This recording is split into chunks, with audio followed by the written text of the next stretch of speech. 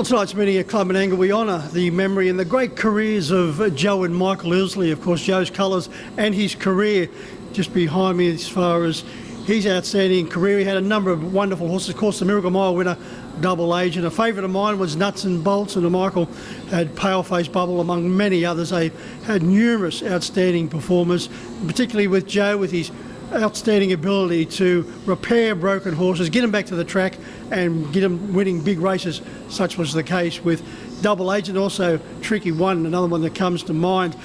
Of course, Joe was a different character to Michael. He was certainly a unique character, Joe Ilsley. I remember one night interviewing after he won a race on Sky Channel, and I said to Joe, your horse was under pressure on the home turn, and a dry wit of Joe's. He said, yes, Mike.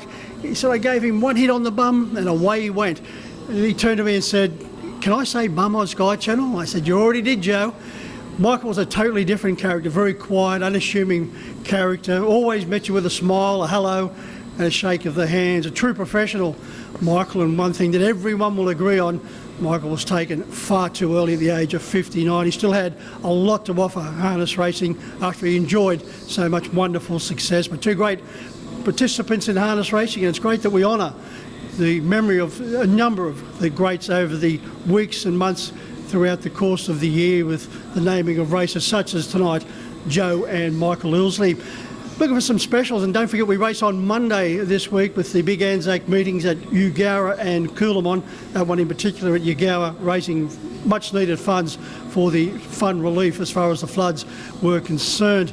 Looking at those specials, in race 4, the Promised Land was worth another chance. Scored in good style, 2 starts back, costly in defeat last time out at Penrith. Did have excuses. I think this time around from barrier 1, Promised Land will take a power beating for Michael Doltoff. Favourite to race 5, and number 6, Peaceful, up against Jewel Melody once again. They're virtually co-favourites. Peaceful, very impressive first up winning for the McCarthy team. And of course, this meeting on Monday is run with the Harness Racing New South Wales Foundation races and also Australian Pacing Gold Bullion.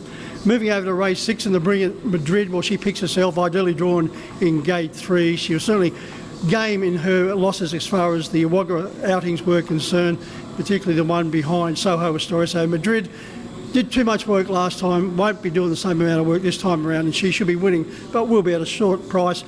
Then over to race 7, and in a very competitive race, and he's going to be at a suitable price, small T's for Brian Portelli. He's had 3 runs back from a very long spell. I think he's just about ready to hit winning form, although he will be coming up against some very strong opposition.